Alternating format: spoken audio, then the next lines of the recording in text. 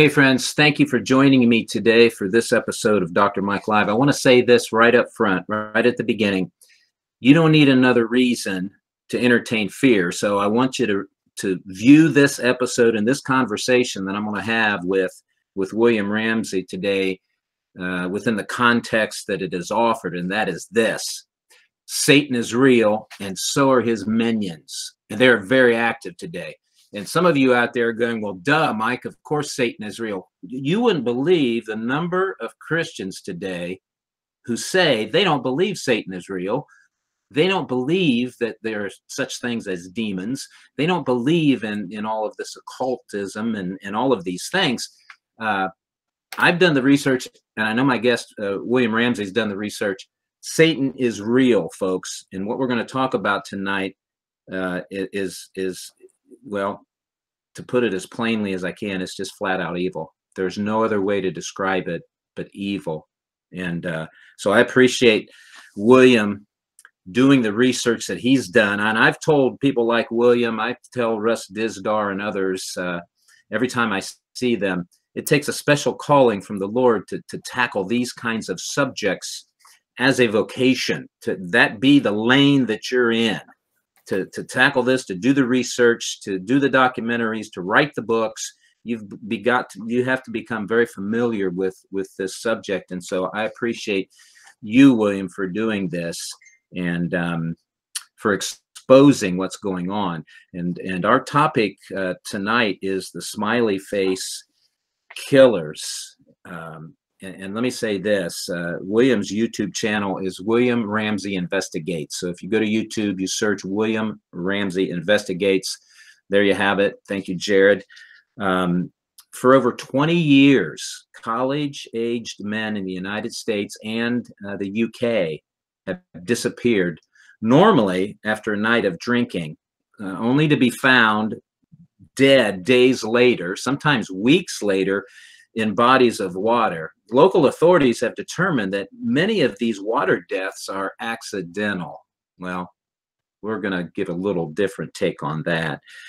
However, evidence exists that indicates many of these dead young men didn't die by accident, but were actually abducted, held for a period of time, murdered, and then deposited in the bodies of water with the intent to deceive local authorities into thinking the young men accidentally drowned.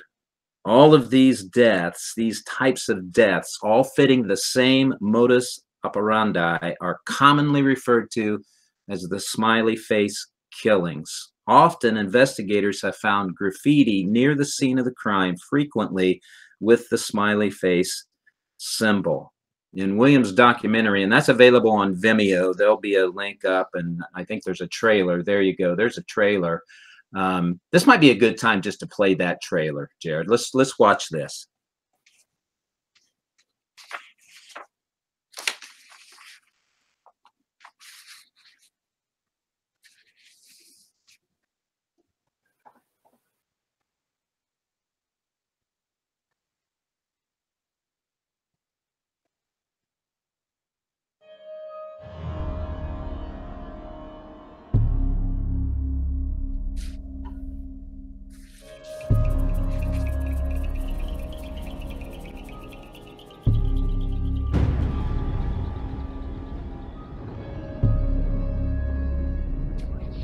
Final hair that was left was around the You did from one of your books.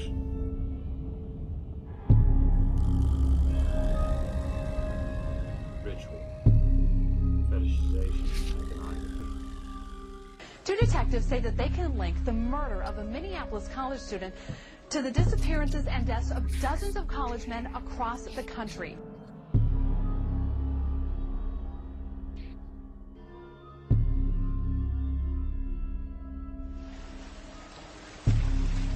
Patrick McNeil, Chasky Moan, Matt Kazicki, All across the country, Michael Knoll, the stories are all the same. Brian Welzan, An athletic, Craig Burrows, intelligent, Adam Felkin. well-liked college student goes missing.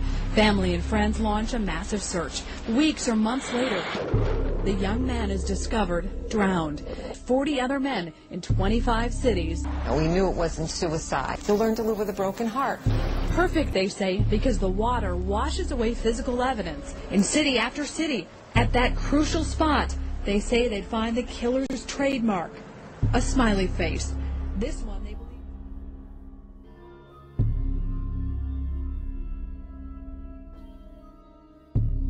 22-year-old Zachary Marr.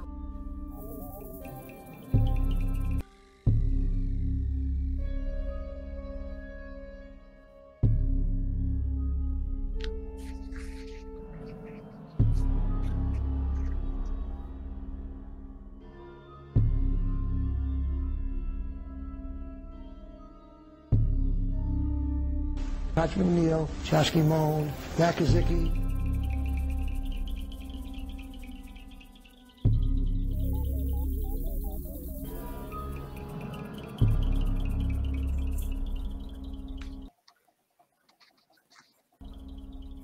Zed. Maynard. Yeah, the spider just caught a couple of flies.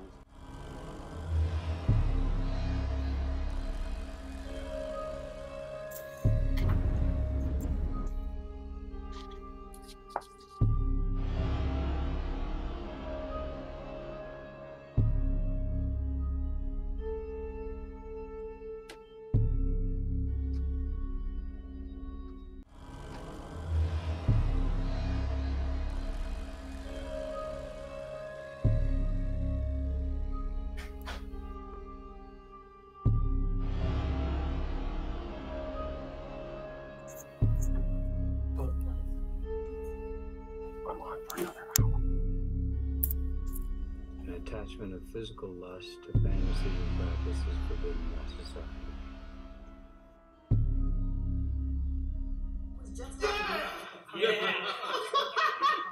Holy shit.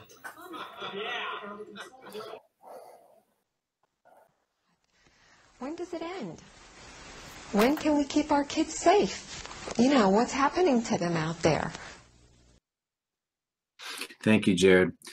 So again, my guest tonight is attorney, author, and researcher William Ramsey. He's the author of Prophet of Evil, Aleister Crowley, 9/11 and the New World Order, Abomination, Devil Worship, and Deception in the West Memphis 3 Murders, and Children of the Beast, Aleister Crowley's Shadow over Humanity. He's also produced and directed 3 documentaries, Occult Hollywood, Prophet of Evil, Aleister Crowley, 9/11 and the New World Order, and The Smiley Face Killers, which is the primary subject matter for our conversation today. Welcome to the show, William. Thank you for joining me. Mike, thanks for having me back. It's great to be here.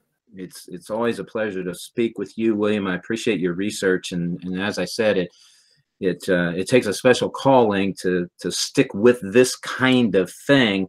It causes most people to cringe and withdraw a little bit because this is dark subject matter, and so I admit that right off of the bat. William and I spoke last in September 2017 when he joined me on Soaring Eagle Radio to discuss Aleister Crowley. That was a fantastic conversation because William has connected the dots to Crowley's. There you go. Thank you, Jared. So it was episode 102. Wow, that's hard to believe. So we talked and we named it Luciferian Disciple Maker because that's exactly what Crowley ended up being, didn't he, William? Yeah, absolutely. He kind of created his own satanic religion, no doubt.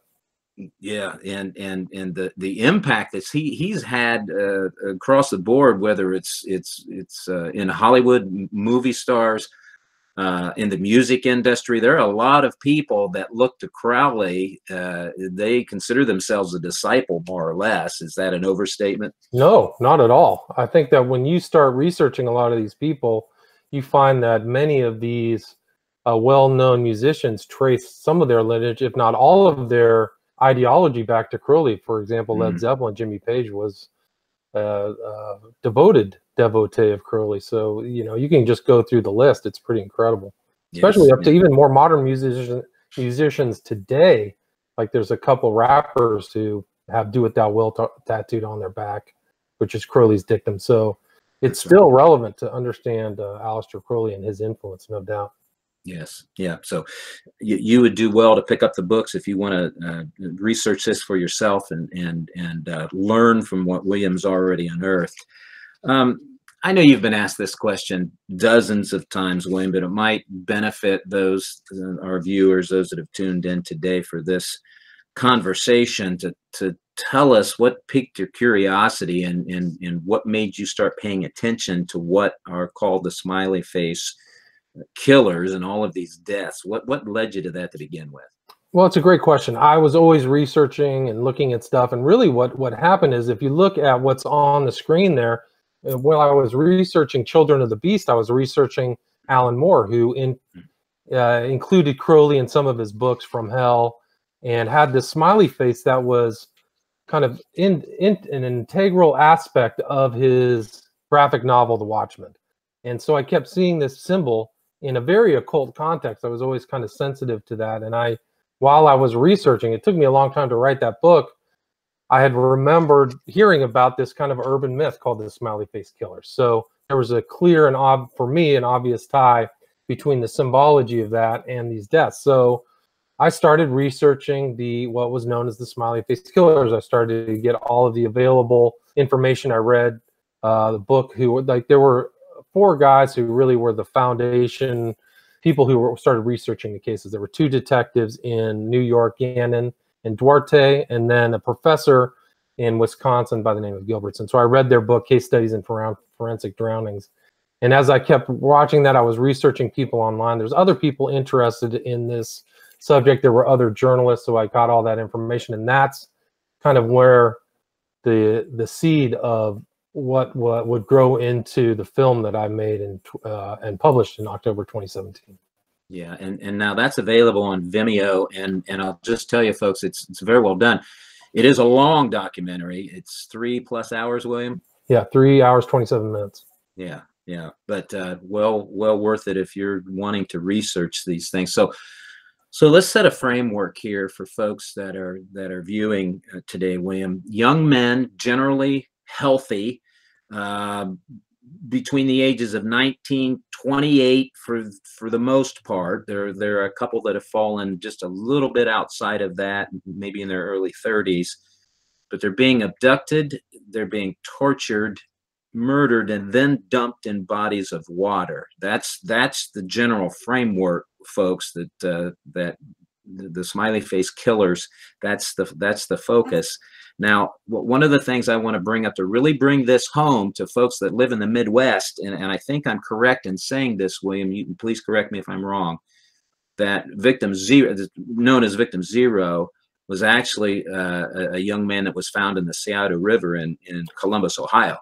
That was a more recent case. The more recent case that I was that really set my interest in these cases was a young man by the name of Joey LaBute, and he disappeared 3 years, almost this week, out of a bar in what's called the Short North part of Columbus, Ohio, a series of bars.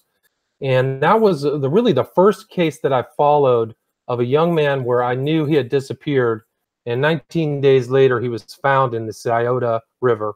Yeah. And that was really it. So I known he had disappeared, but he had been found in an area that was previously searched. So that's another commonality of these types of cases, is that they're very detailed water searches involving specialized divers who really know how to do this.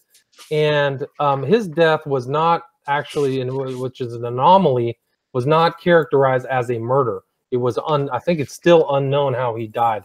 But the victim zero, that's commonly referred to as one of the early cases, is a guy by the name of Patrick McNeil, who was a Fordham student in Manhattan in New York City, who was found in waterworks. And that, it's interesting to talk about that case because it actually comes full circle because famed forensic pathologist Cyril Wecht looked at the autopsy report of that original victim zero, Patrick McNeil, and found that he had been tortured, which was not publicly known for like 10 years because the original medical examination autopsy was not made public. And he is also now involved in a case that just popped back up, which was Dakota James out of Pittsburgh, Pennsylvania, who disappeared about 2 years ago, which is another case that I followed. And he also found ligature marks on the neck of Dakota James. This is it's a pretty dark subject, I'm sorry. So people, if they're sensitive, be very careful. I wouldn't listen to this around young kids, but very graphic. And Dakota James was missing for 40 days. And what was 40 disturbing days. about Dakota James is that his body was not in a state of advanced decomposition. There are pictures of his body that it seemed evident that he was not in the river for very long. So why are these people being kept? Why are they disappeared for times in places that were found? And in my documentary, I show the Dakota James case because there's a sequence in a police report where they show that they searched the area where he was the night before he was found on a Monday morning. So, so the Joey LaBute case is very important to me because that was the first case that I followed a disappearance out of a bar with strange texts. Strange text is another commonality. Gay apps and gay websites is another similar thing for at least the victims who are in that community, in the LGBT community. Yeah, that was a real tragedy, was Joey LaBute. You mentioned Alan Moore and his books, The Watchman. That kind of tipped you off, didn't it, to the significance of the smiley face? The smiley face is really, and you mentioned it in reference to Crowley, but that has some occult symbolism. Absolutely. Yeah, that absolutely tipped me off.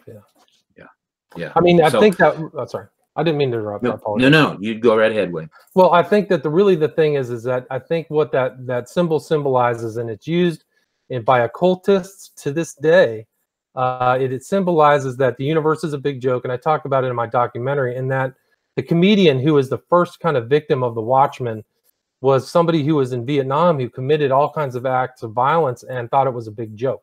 So I think that it's a common kind of grinning type of evil that some of these occultists have. So they look at their serious crimes in a joking, light manner. And that's why that smiley face, I believe, is applied to a significant proportion of these deaths and probably other kind of things that have gone, like other types of murders and things like that, all in other contexts. So I do believe that smiley face is used in occult significance. Yeah, no doubt. Yeah. And it's almost like it's mocking the righteous, or those that think there's significance to life, there's value to life. There, the world has, and people have meaning and purpose in their lives. This whole smiley face used in occultic ways is almost mocking or laughing at that whole understanding of life, isn't it? Absolutely. And I think that's an excellent point. And you'll see a lot of these victims have a very strong faith.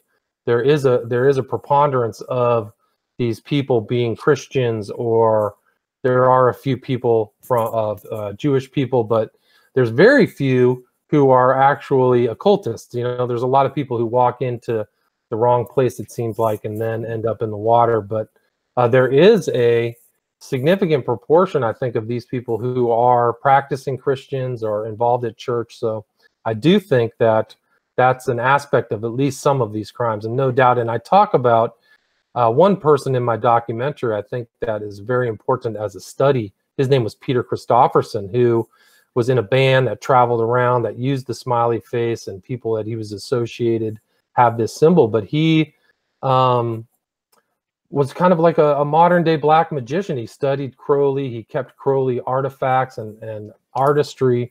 And really what that symbol that I show at the beginning of my documentary of somebody in a fetish outfit with a water tube, and I mean, it's really graphic, a tube in her mouth, comes from Peter Christopherson, because he made a video called Broken for a band called 9 Inch Nails. And that Broken was actually kind of a depiction of what I think is almost the exact MO of what's happening to these young men, where Peter Christopherson depicted driving around, finding a victim, tying him up, all types of torture, and then drowning him. And then they don't really show what happens to the body. But and it ties into what you said in the intro about evil, because Christopherson, I believe, thought he was evil. And he actually, in the end of my documentary, I include a picture of him wearing a t-shirt that says "I'm evil." So I think that that's what side he was playing on, was the left-hand path, like the opposite of Christendom. And he was a very strange person, but within that community too, he was part of the LGBT community. So it's I think that was an important person to study. Yeah, yeah.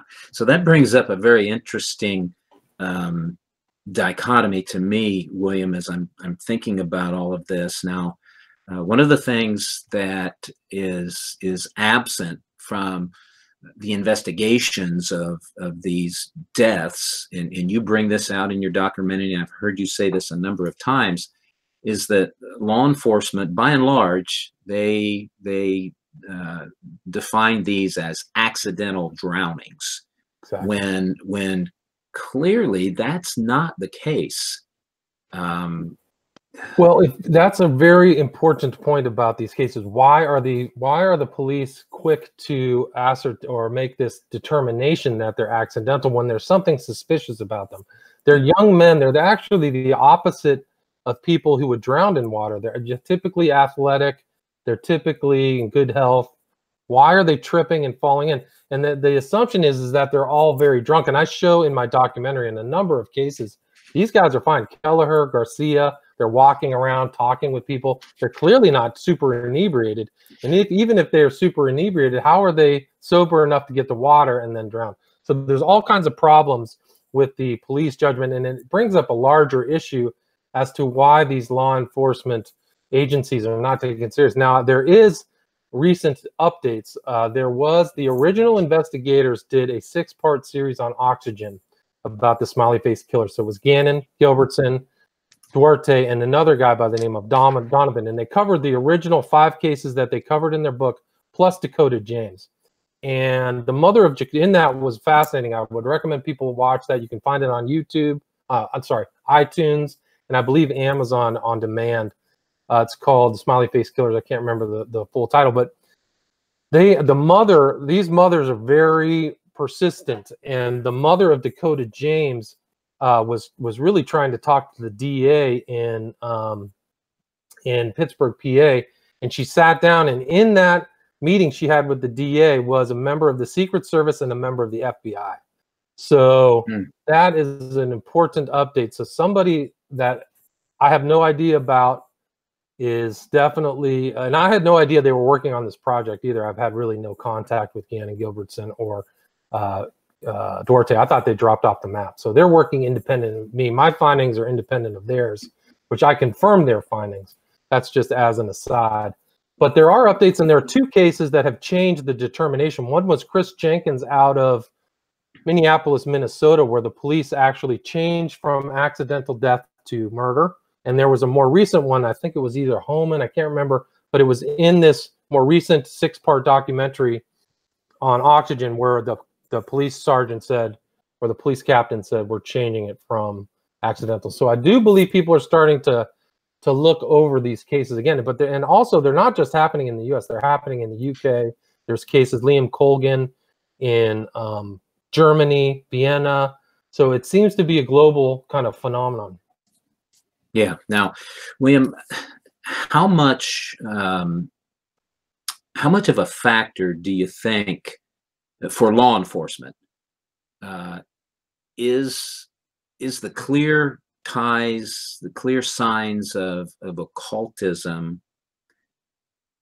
How much of a factor is that in them not wanting to really delve too deeply into this and go down that road? There seems to be not just a reluctance, but a resistance to acknowledging that this young man may have been a victim of an occult ritual.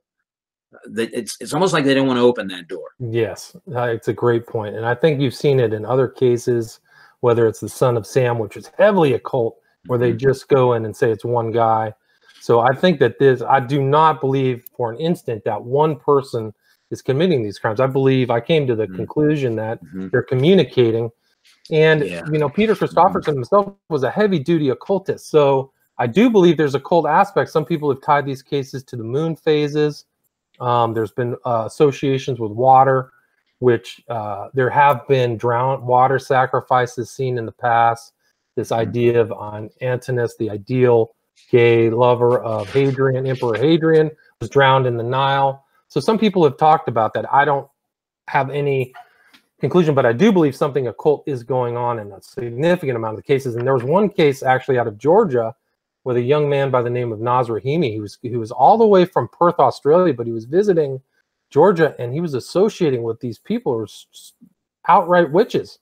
And then he ends up disappeared and ends up in really not very much water, shallow water, in outside of Atlanta, Georgia. So there is definitely, for me, an association with that. And I believe that these cases have risen within the context of the rise of global communication.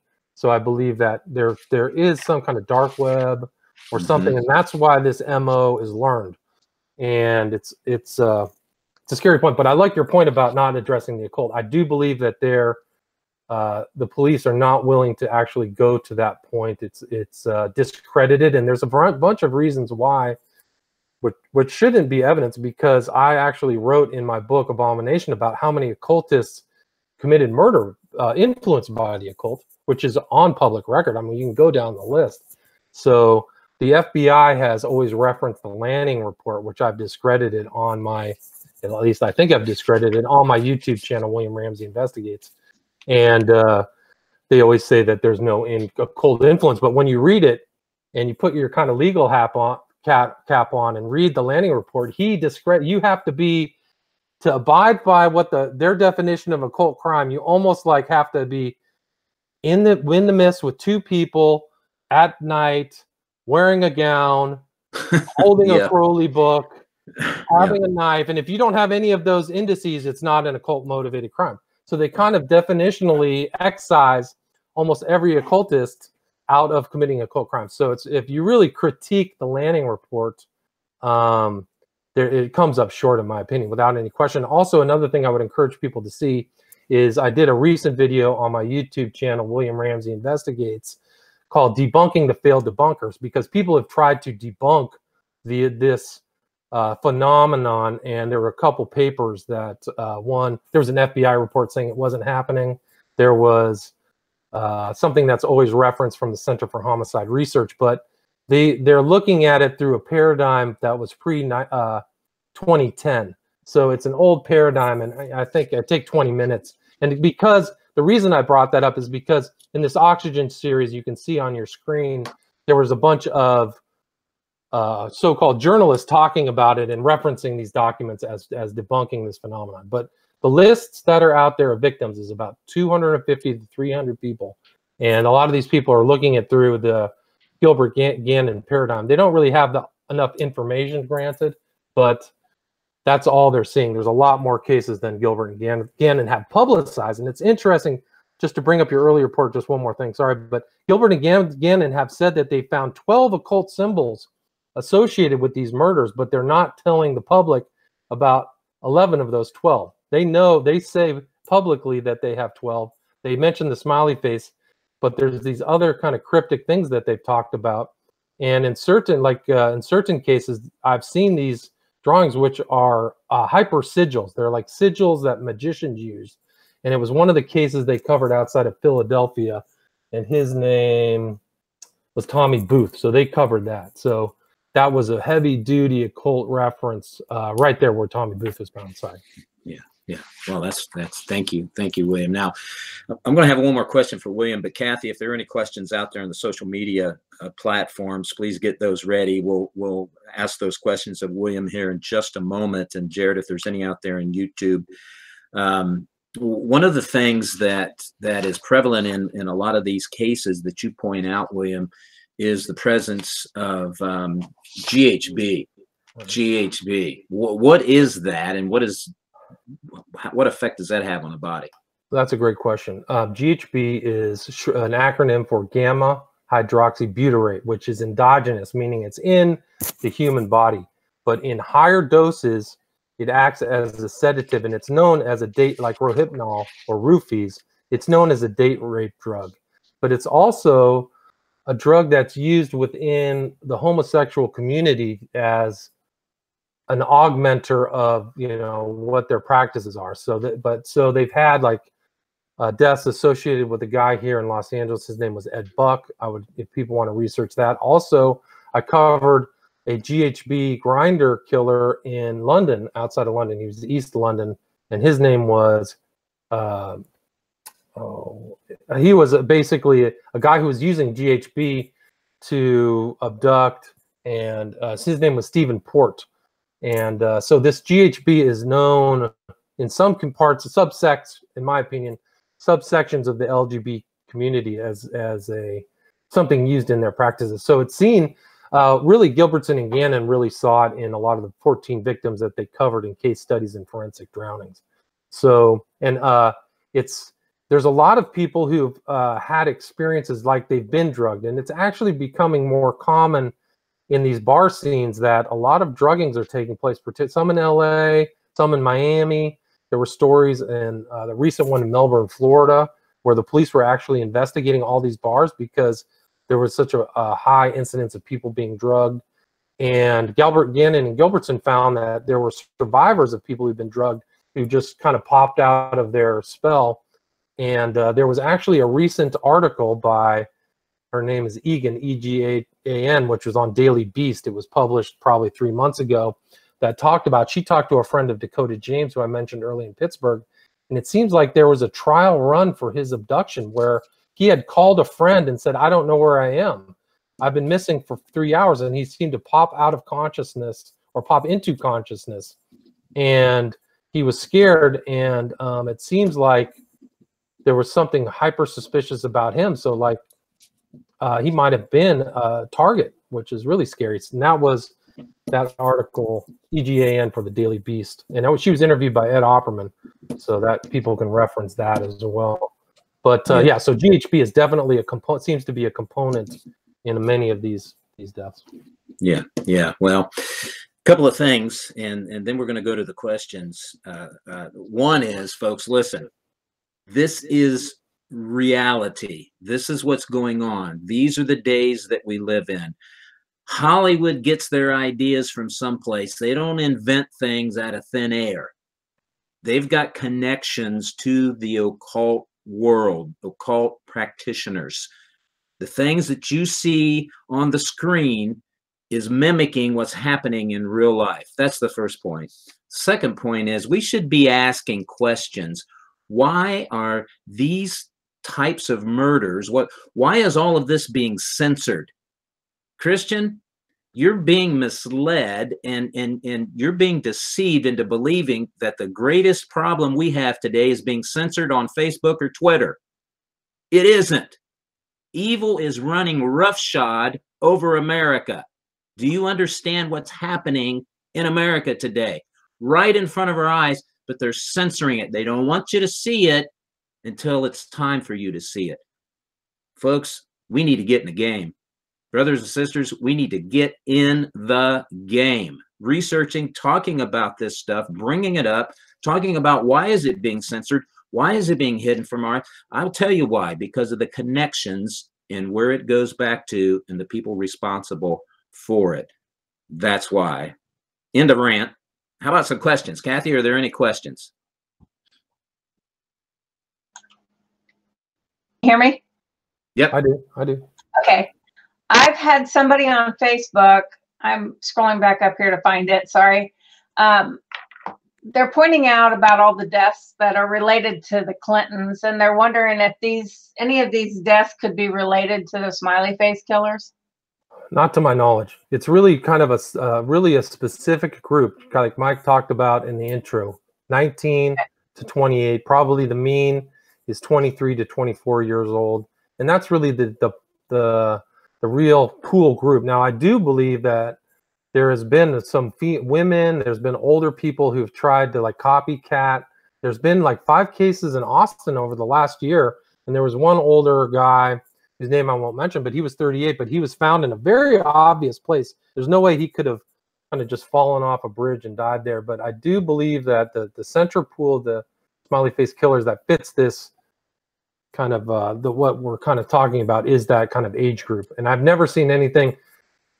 Well, yeah, I mean, I think there, like Mike said, there's a reason why these cases are not being covered. There's a reason where it goes. You go, if you want to have a really bad day, follow the Dakota James case and follow why the DA isn't covering that case as a murder. He was missing for. It's off the charts. It's off the charts.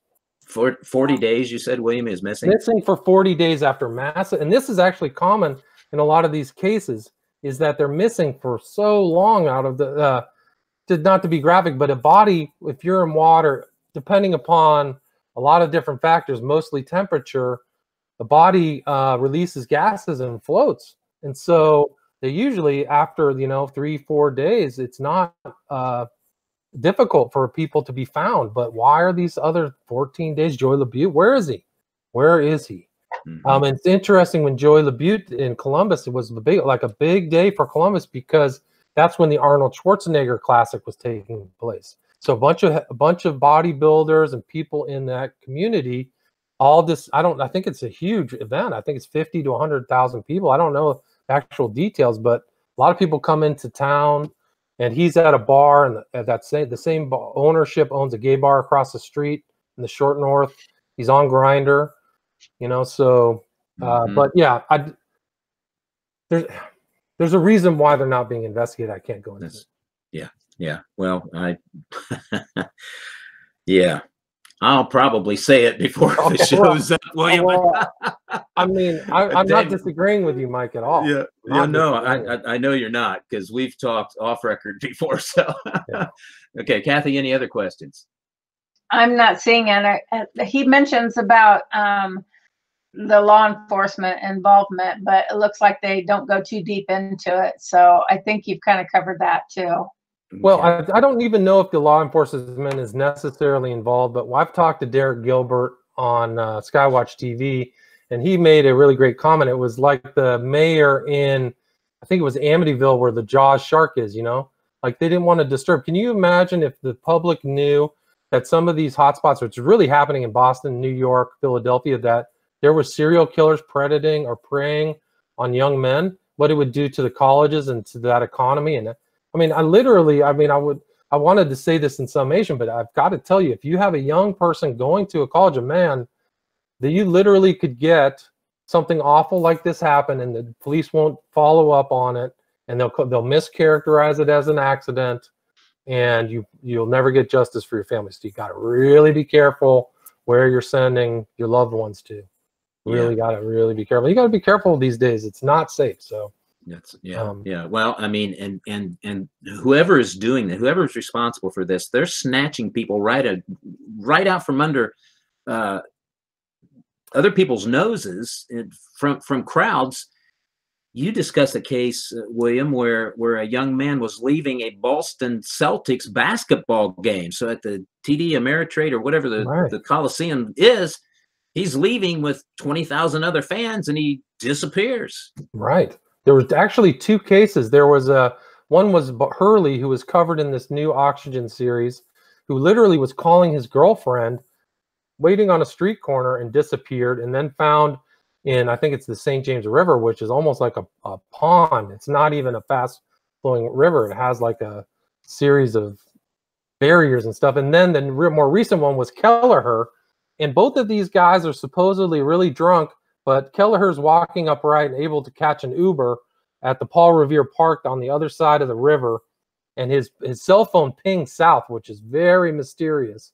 So his cell phone pings going south closer to, I think it was MIT, and then he ends up north again back in the river. So Kelleher and Hurley are 2 cases that came out of TDI Arena, Mike, the same type of MO, exact MO, and they were found very close to each other actually in the river, 3 years apart.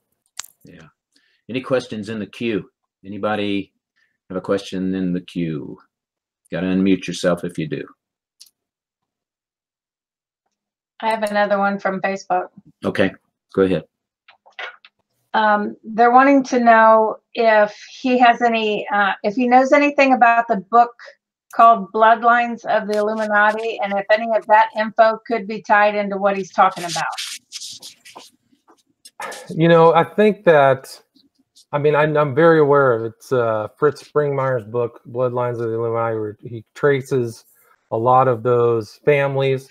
And if that's the gist of it, I think that you'll find, like, I didn't ascribe any of these deaths to one specific individual, but I wouldn't be surprised at all if a very wealthy person, an elitist, is traveling around, and I've attached these cases to the advent of the internet, but also to the rise of the modern transportation system where people can move and go from town to town.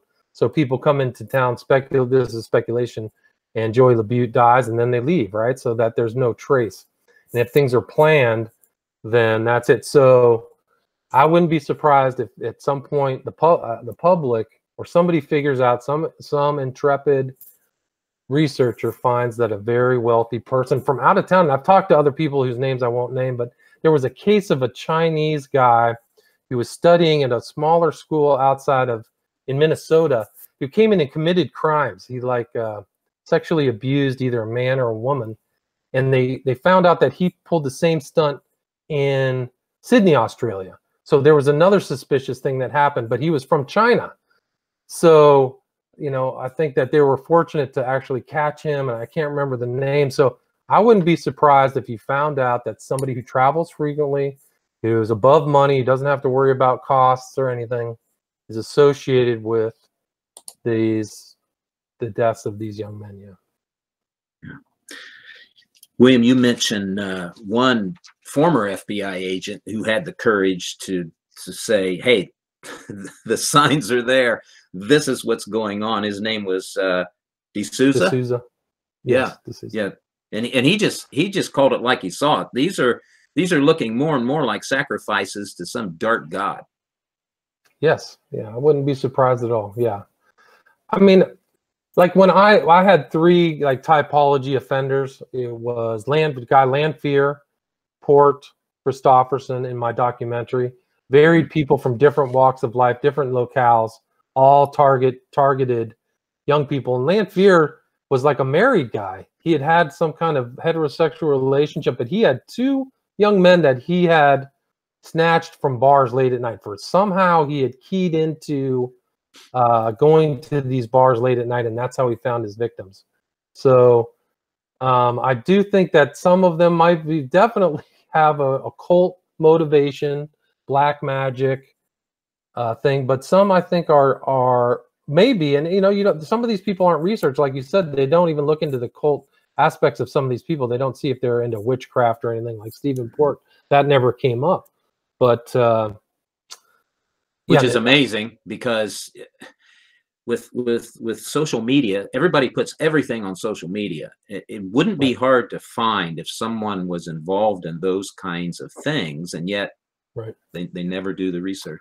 Well, it's interesting you bring that up in context of Stephen Port. He was actually got a fake name on social media. He had tons of fake names. So he's on all these gay apps under fake names, and he was actually monitoring a friend of one of his victims on a fake name on Facebook to see if he knew stuff about what he was up to. So he was very clever, and he got away with it for a long time. They don't know the totality of his victims. They only have him for 4 victims.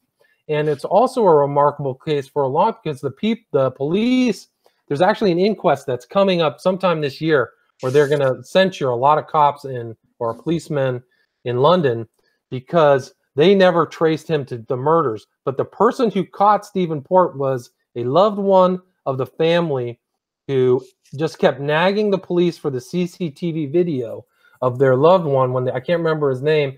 And when they got that video, they saw him with another man, and they said, "Who's that guy?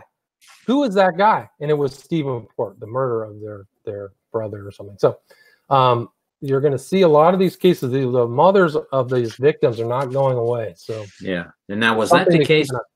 Yes. William, was that the case where the guy lived close to a church and he was dumping them in a churchyard? Yes, that's Stephen Port, exactly. The Grinder killer. I did an interview with Stephen Warren called The Grinder Serial Killer, so you can read about that. There's a book about that. There's a couple of really good documentaries about that. But heavily involved in GHB, chemsex parties, really heavy duty underground stuff, and really deceptive. Bunch of different names. He wore a wig. He lied about his age. Yeah, really, it's really crazy. Dark. And by the way, folks, this isn't just a brand new phenomenon. This has been going on for 20 years that police have identified. Is that accurate, William? Yeah, I would say so. Definitely. I mean, I think that, they just caught a guy in Toronto. His name was like McAndrews in Toronto, and he was a serial killer operating up on that in the gay community. So, you know, I do believe that there are a couple serial killers operating, no doubt. And you know what, Pastor Mike, it's easier to target the LGBT men, especially because LGBT men are always on the prowl for anonymous or no strings attached sex. So it's so easy to lure a man in the LGBT movement away from anywhere without him telling anyone where he's going or what he's going to do. That's a great point, David. Yeah, and that's that. There's a Grindr. There's these gay apps: Stephen Port, Dakota James, Joey LaBute, Verrett, who was outside of Philadelphia. A lot of these guys are on apps, and it's pretty remarkable that none of that information about what they were doing and who were they talking to on those apps ever came public. But at least here in Los Angeles, they've had people on those apps who are like, you know, beating people up and taking their money. So, you know, there's definitely an element of danger. And then somebody told me that it's easy to spoof an identity on those apps on Grindr. So you may not be talking to the same person you think you're talking to.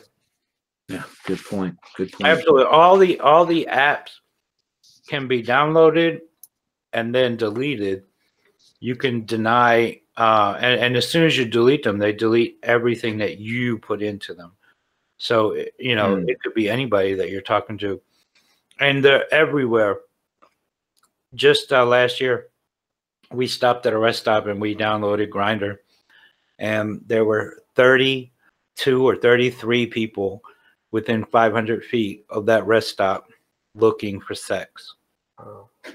Wow.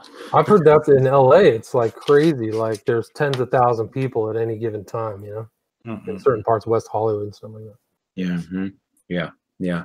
Well, you just, you thank you, David, because you just identified what I was going to say. So that's the connection that I see. That's a major aspect of this connection.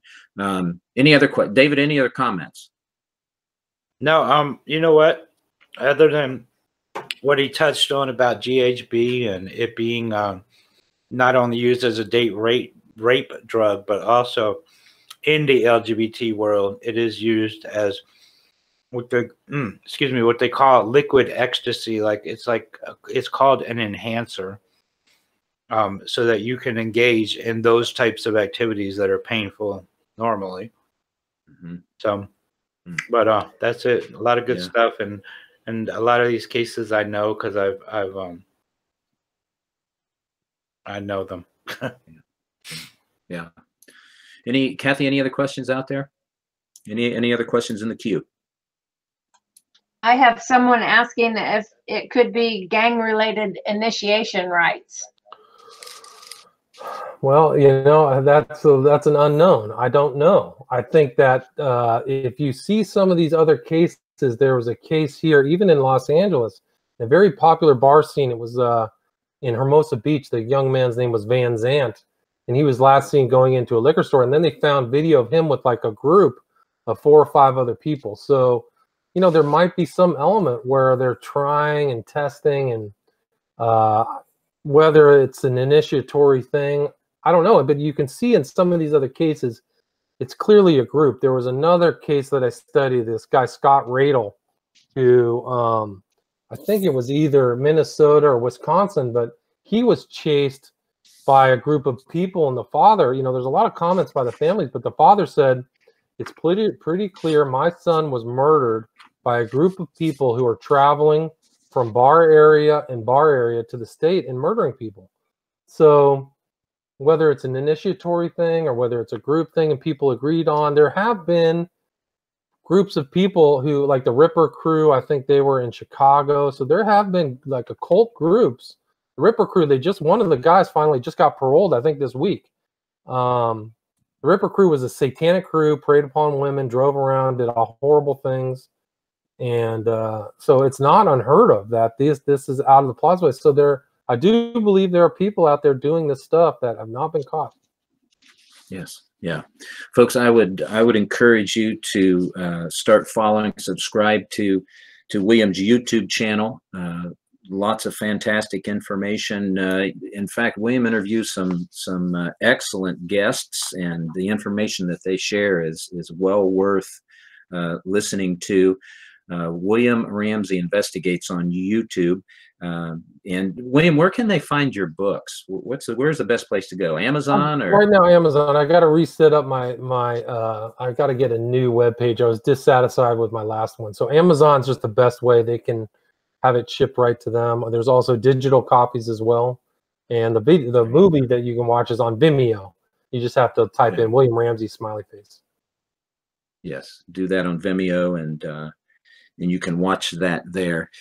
Well, William, I appreciate you joining me today. I'm going to take just a break for a couple of announcements, and then we'll close out the show. So if you just hang with me for a minute. No problem. No problem. Jared, let's go to Occupy. Okay, yep. There you go. Wisconsin Christian News. That's a good place to start. We'll start at Wisconsin Christian News, folks. You know that I like to encourage you to support those ministries that I appreciate. They're doing great work for the Lord. They're steadfast. They've proven over time that they're faithful. Rob Pugh, the editor, publisher of the Wisconsin Christian News, he would appreciate your support.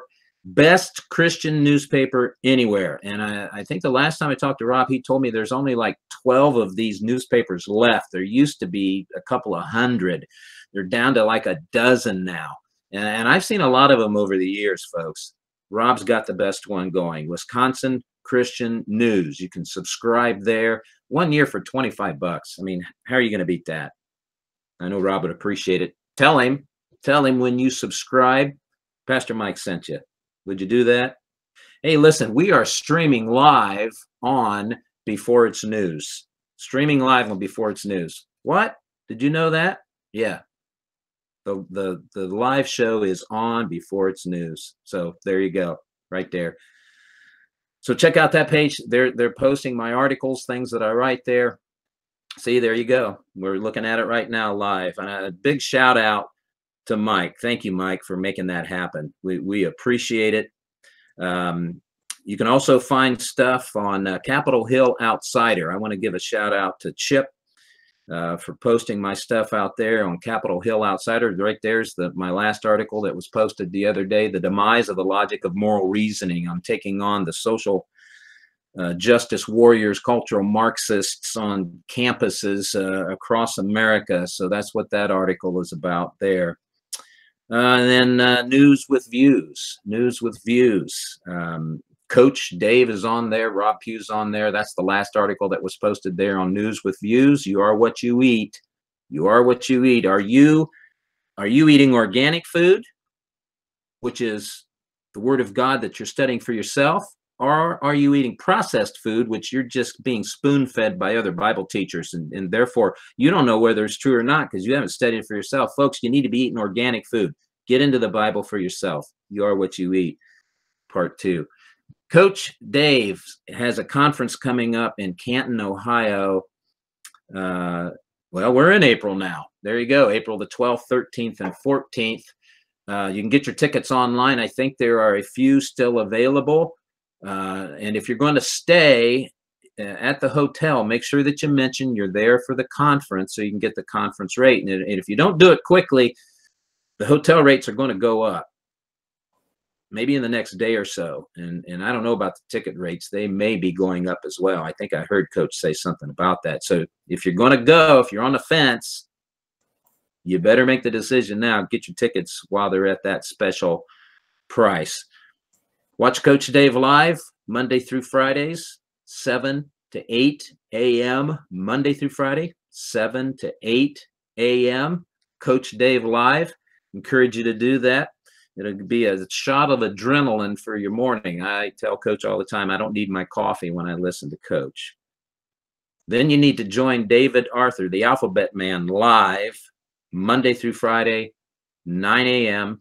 to 9:30 a.m. Alphabet Men live Monday through Friday. My brother David Arthur, there you go. IBelongAmen.com, Monday through Friday. And then we've got David Hevner live is Mondays at 8 p.m. Jared, I can't believe how fast you type. David Hefner TV. David Hefner is live at 8 o'clock on Mondays. Jared's a busy guy. Do you realize that?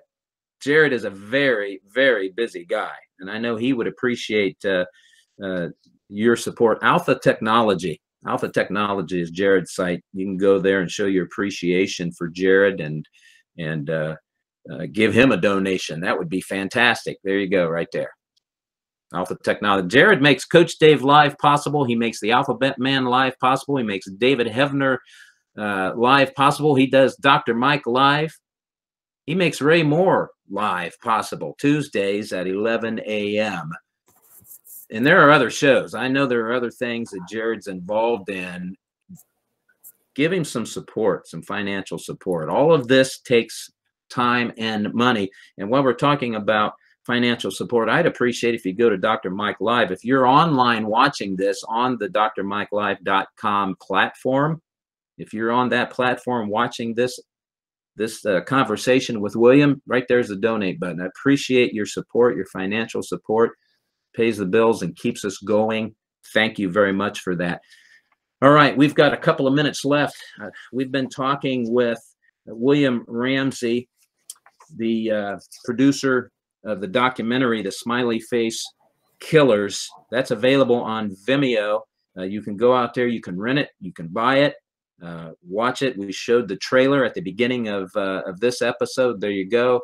Thank you, Jared. You can rent it for $4.99. You can buy it for $12. Listen, that's a deal. 3 hours, and I think you said, William, 27 minutes. Right.